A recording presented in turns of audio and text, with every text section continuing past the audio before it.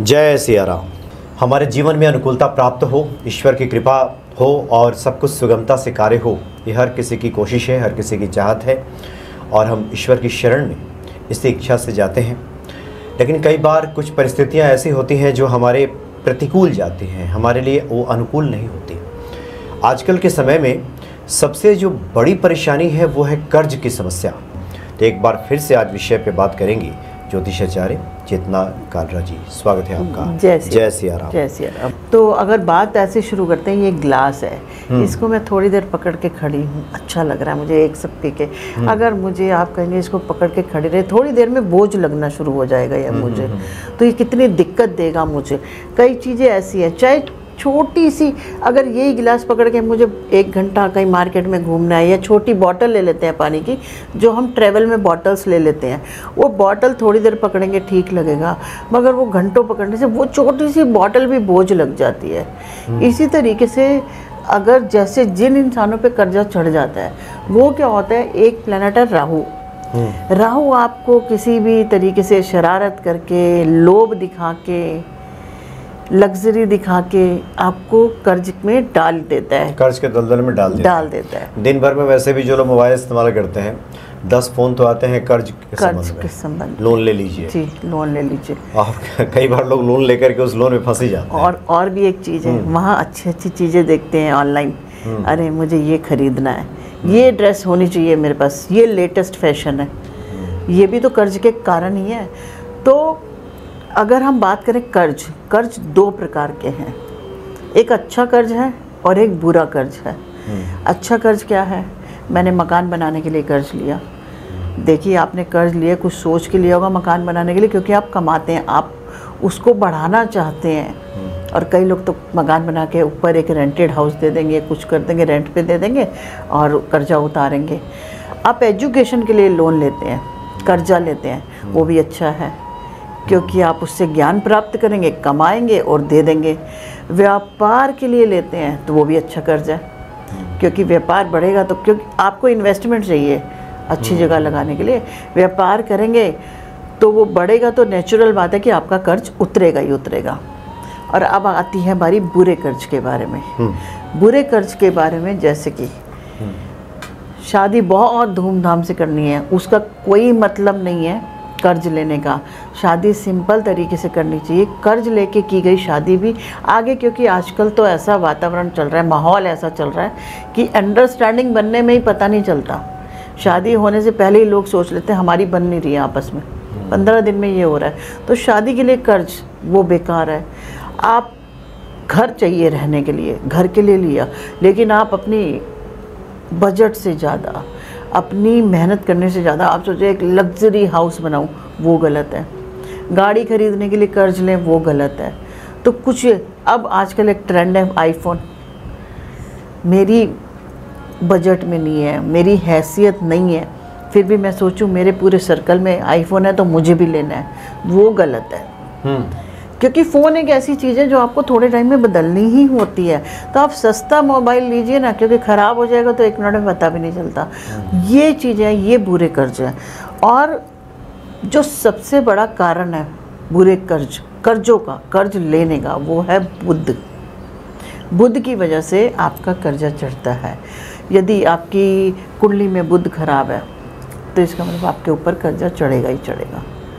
ये बोल सकते हैं कि आप, इसलिए सबसे पहले बुध को एनालाइज करना है कि कहाँ कहाँ ये दिक्कत आ रही है, हमें किस वजह से आ रही है।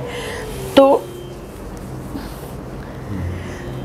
सही तरीके से हम भाप नहीं पाते अगर बुध खराब होगा। कहते हैं ना, बुद्धि का कारक है, हमें कर्ज लेना है या नहीं लेना। बुध खराब होने की निशानी क्या क्या है, जैसे क्या होता है, हम कबाड़ रख लेते हैं, कोई सामान है, अब एक चीज़ है, ये पेन है मेरे पास, रिफ़िल ख़त्म हो गई है, फिर भी मैं डिसाइड नहीं कर पा रही इसको फेंकूं या रखूं। या कोई सामान होता है हमारी छतों पे, इलेक्ट्रॉनिक सामान, पेंट के डब्बे हम रख लेते हैं कि काम आएंगे। जब तक वो काम आएंगे तब तक आपके ऊपर हज़ारों का कर्जा चढ़ जाएगा, उसकी वजह से जो ख़राब है। अगर आप डिसीज़न नहीं ले पाते तो इसका मतलब आपका बुध खराब है।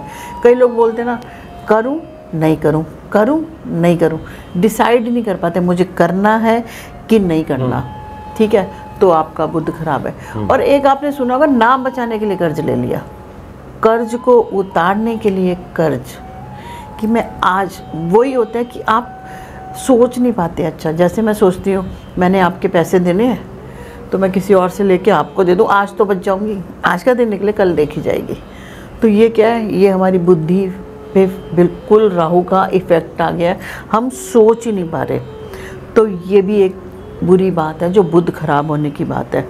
अच्छा, घर में अगर नॉर्थ दिशा है, अगर वो आपकी खराब है, तो भी नॉर्थ दिशा खराब है तो बुध खराब है आपका, मतलब खराब है। नॉर्थ दिशा मतलब नॉर्थ में कुबेर का स्थान है, ठीक है, कुबेर का स्थान। कुछ सिम्टम्स हैं जो मैं बताऊंगी कि कुबेर के स्थान पे क्या नहीं होना चाहिए, क्या नहीं होना चाहिए। तो कुबेर की दिशा है नॉर्थ, नॉर्थ अगर ख़राब है, कुबेर भगवान नाराज़ हो जाएंगे आपसे, तो वो आपको लेने देने के मामले सारे ख़राब कर देंगे, आपके ये करेंगे। और इसी तरह अगर किसी के घर में तुलसी का पौधा फलता नहीं है, सूखता रहता है, बार बार सूखता रहता है, तो भी आपका बुध खराब है। और यदि पेड़ पौधों के साथ देखा आपने, घास आ जाती है, खरपतवार बोलते हैं जिसे, खरपतवार है ना, कांटे वाली छोटी छोटी लीव्स, बड़े बड़े पत्ते वाले आपके घर पौधे हैं, उसके साथ छोटी छोटी पत्तियां अपने आप आ जाती हैं, तो भी आपका बुध खराब है। और यदि आपकी सीढ़ियाँ गंदी रहती हैं या सीढ़ियों के नीचे टॉयलेट है, स्टोरेज रूम है, तो भी आपका बुध खराब है। ये आप इनविटेशन दे रहे हैं कर्जा लेने के लिए कि आइए मेरे ऊपर कर्जा चढ़ाइए, अगर आप ये सब कर देते हैं तो इन सब का निवारण। अगर आपके लिए, जैसे बोलते हैं ना, बुध के रिश्ते, बुध के रिश्ते हैं, बहन बेटी मौसी बुआ, वो लोग परेशान हैं या आपके उनसे अच्छे रिश्ते नहीं हैं, तो भी बुध खराब है। इसीलिए बोला जाता है हमेशा कि बहन बेटी को हमेशा अपने घर से खुश करके भेजिए, उनकी इज्जत कीजिए। और जिनकी पत्रिका में बुध 1 से लेके चौथे घर तक है, पहले से लेके चौथे घर तक है, उनको भी ये कर्जा चढ़ने में अच्छा निमंत्रण है, मतलब कि वो मिलता है, हाँ। और वो लोग जिनका भी बुध 1 से चौथे घर में, वो अपने घर में हरे रंग के पर्दे लगा रहे हैं, हरे प्लास्टिक के फूल लगा रहे हैं, सब कर रहे हैं, तो इसका मतलब कि आप कर्जे को निमंत्रण दे रहे हैं, कर्जा चढ़ेगा ही चढ़ेगा। 1 से लेके चौथे घर में बुध और हरे रंग का ज़्यादा प्रयोग, जैसे कई लोग कर्टन लगा लेते हैं या कुशन कवर रख लिए, आजकल आर्टिफिशियल फ्लावर्स आ जाते हैं, वो लगा लिए, दीवार का पेंट कर लिया, दीवार का पेंट कर लिया, हरी चद्दरें वदरे ज़्यादा बिछा दी। तो ये एक बात बोलूँ, पौधे भी आपको सही डायरेक्शन में लगाने चाहिए, पौधे भी सोच के लगाने चाहिए किधर मुझे हरा रंग देना है, किधर नहीं देना। तो इसलिए ये सारी बातें। वास्तु में एक और ख़राबी हो सकती है, पश्चिमी दिशा, जो हमारे गेंस की दिशा है, मतलब हमने जो काम किया है उसका फल मिलने की दिशा है, इनकम बढ़ाने की दिशा है वो, ठीक है। अगर वहाँ भी जहाँ सूरज डूबता है, अगर वो दिशा भी खराब होगी हमारी, नॉर्थ पश्चिम वाली, वेस्ट की, हाँ, अगर हमारी वो दिशा भी खराब होगी तो भी हमारे ऊपर कर्जे चढ़ेंगे। तो अगर नॉर्थ की दिशा जल के लिए है, ठीक है, और अगर यहाँ पे अग्नि तत्व यानी कि लाल रंग दे दिया, आप कह रहे थे ना अभी नॉर्थ खराब कैसे होगा, लाल रंग दे दिया किचन टॉयलेट, तो नॉर्थ खराब हो जाएगा आपका। अग्नि तत्व दे दिया तो नॉर्थ, और वैसे तो टॉयलेट नॉर्थ और पश्चिम दोनों जगह खराब है, लेकिन पश्चिम में ज़्यादा खराब करेगा वो।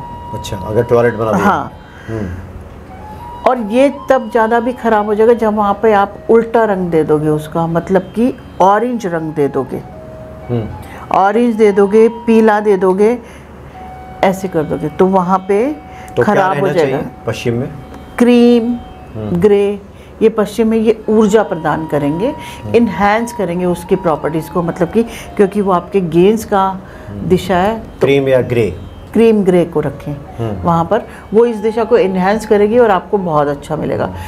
एक और चीज़ कहूँगी, अपने पितृदोष को ज़रूर चेक कराएं, पितृदोष की वजह से भी कर्जे हो सकते हैं।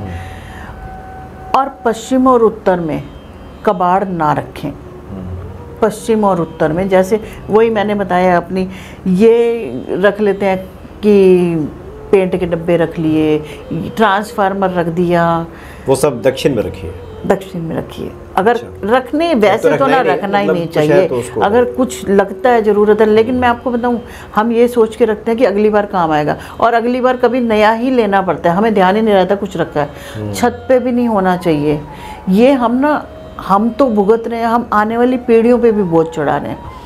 कर्जा जो होता है वो हमारे आने वाली पीढ़ियों तक को भुगतना पड़ता है। एक इंसान जो कर्जा लेता है वो तो कई बार मर गया, कुछ हो गया, नाम खराब हो गया समाज में, जो आने वाली पीढ़ी है ना उसको बोलेंगे इसके पापा ये, इसके दादा ये, तो उससे ना उसकी भी मार्केट में वैल्यू, समाज में उसको जीने से उसको भी मुश्किल होती है। एक है, घर के नल लीक नहीं होने चाहिए, सीलन नहीं होनी चाहिए, इस बात का विशेष ध्यान दें।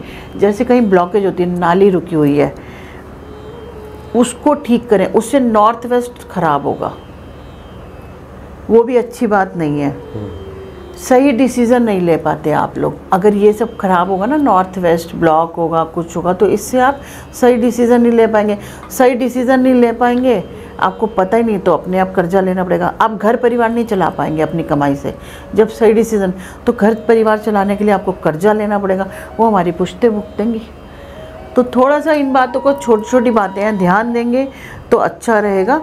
ड्रेनिंग जो होती है, ड्रेनेज होते हैं जहाँ पे जैसे नालियों में रुकावट या कुछ, थोड़ा सा इनको चेक करते रहें। और यदि आपकी वृष, कन्या और मकर राशि है, ठीक है, कुंडली में जहाँ भी ये राशियाँ होंगी ना, 3 राशियाँ, वृष, कन्या, मकर, ये 3 राशियाँ जहाँ होंगी वही निर्धारित करेंगी कि आपको कर्जा लेना क्यों पड़ा और कर्जा उतरेगा कैसे। यदि मानिए इनमें से कोई भी एक राशि आपके 5वें घर में है, तो 5वें घर में होने के वक्त ये बताती है कि आपको ज्ञान बांटने से पैसा मिलेगा, उससे आपका कर्जा उतरेगा। अगर यदि आपके ऊपर बहुत कर्जा चढ़ गया, आपको ढूंढना है मैं कैसे करूं, क्या करूं, तो इन तीनों में से जो राशि 5वें घर में बैठी है, मतलब ज्ञान बांटने से आपका कर्जा उतरेगा। ऐसे ही अगर कोई 10वें घर में बैठ गई, तो जब तक आप काम में पूरी तरह डूब नहीं जाओगे ना, मेहनत करनी है, बहुत मेहनत करनी पड़ेगी आपको, तब जाके आपका कर्जा उतरेगा, लेकिन उतरेगा अगर मेहनत करेंगे। ऐसे ही अगर 3rd हाउस में तीनों में से कोई राशि चली गई, तो स्किल से, कोई भी स्किल्स होते हैं हमारे पास, किसी के पास कुछ होता है, किसी के पास कुछ, ज्ञान अलग बात हो गई, स्किल्स अलग हो गई, कि कोई अब क्रिकेट सिखाता है, स्किल्स होते हैं ना, कुछ भी अपने हाथ में हुनर होता है, अपने हुनर से आप पैसा कमाएंगे और कर्जा उतारेंगे। तो इन राशियों के प्लेसमेंट को आपको ज़रूर देखना चाहिए। और एक बात और बता दूं, अगर आपको कर्जा लेना हो तो किसी भी दिन ना लें, सिर्फ बुधवार को लें। अच्छा। और दिन ना लें। संडे को तो हॉलीडे होता है, ऐसे भी कुछ है नहीं। अगर देखिए शनिवार को लिया हुआ कर्जा लंबा चलता है, उतरने में बहुत दिक्कत देगा। गुरुवार का कर्जा बरकत नहीं देता। शुक्रवार को लिया हुआ कर्जा आपकी बेमतलब की लग्जरी में निकल जाएगा। जैसे पैसे आए तो एक दिमाग भी घूमता है ना, राहु है दिमाग घुमा रहा है, जैसे चल पैसे तो आ गए ना, अच्छा सा फ़ोन खरीद लूँ, एक अच्छा सा सोफ़ा खरीद लूँ ड्राइंग रूम के लिए, कपड़े खरीद लूँ अच्छे अच्छे, ये कर देगा। तो वो कर्जा चढ़ गया, कपड़े तो पहन के ख़राब हो गए, आपका फ़ोन भी कुछ टाइम में चेंज करना ही पड़ेगा आपको, तो वहाँ बेकार में होता है। और सोमवार का कर्जा जो होता है वो मानसिक चिंता बढ़ाता है। और जब मंगलवार पे बात आती है तो ये कर्जा बहुत मुश्किल से उतरता है। इसलिए बुधवार को लेना है तो अगर लेना है, वो भी आप अच्छा कर्जा लीजिए ना, अच्छे कर्जों के नाम बताए आपको, जैसे कोशिश करें कर्जा ना लें तो बुधवार को लें, थोड़ा सा ध्यान रखें। और अगर आपको कर्जा देना है, अपनी इंस्टॉलमेंट भी डेबिट करानी है, तो मंगलवार को कराओ जी, मंगलवार को कराएं। अगर आपकी घर लिया आपने, उसके लिए लोन ले लिया बैंक से, तो उसके लिए भी आप बैंक को बोलिए जी आप ट्यूसडे को डिसबर्स कीजिए मेरी इंस्टॉलमेंट।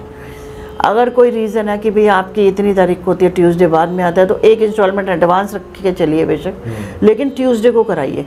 गाड़ी की कुछ करना, कोई भी तरीके का कर्जा है, मंगल से देना शुरू कीजिए। हाँ, अगर खराब बुध को राहु और शनि का इम्पैक्ट पड़ जाएगा तो चुकाना मुश्किल हो जाता है कर्जा, बहुत मुश्किल हो जाता है। तो इसीलिए आप इन तीनों को चेक कर लें कहाँ क्या हो रहा है।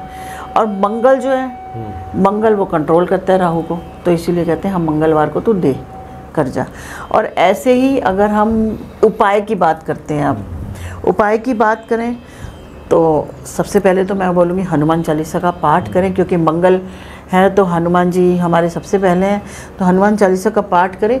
और एक ना रात को दाल भिगो के रखें हरी, अगले दिन पक्षियों को डालें। दाल भी बुध है, पक्षी भी बुध है। जब बुध को खाएगा तो आपका कर्जा उतरेगा। यानी दाल मतलब मूंग की दाल, हरी मूंग की दाल, हाँ जी। तो बुध वो उतरेगा आपका कर्जा।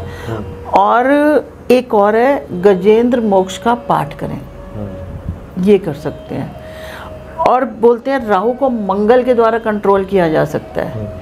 तो क्या करें, राहु क्या है, जहाँ भी गंदगी होती है वहाँ चींटियाँ होती हैं, जहाँ भी चींटियाँ हों, चींटे हों, वहाँ समझिए राहु है। तो वहाँ क्या करेंगे, आप चीनी डाल देंगे। चीनी को मंगल का रूप मानते हैं हम लोग, तो चीनी डालेंगे। जब राहु चीनी खाएगा तो वो कंट्रोल होगा, आपके कर्जे जल्दी उतरने शुरू हो जाएंगे। और पीपल पे भी चीनी डाल सकते हैं, वहाँ भी कर्जे उतरते ही हैं। चींटियाँ खाएंगी, वहाँ चींटे होते ही हैं, तो वहाँ भी डाल सकते हैं उसके नीचे चीनी। मकोड़े चींटियाँ वो खाएंगी। और एक जो मैं आपको नंबर बताती हूँ वो तो हमेशा बताती हूँ, 5207417778। ये नंबर लिखिए left part of the body पे। और श्रीम मंत्र का जाप कर सकते हैं। श्रीम अच्छा जी।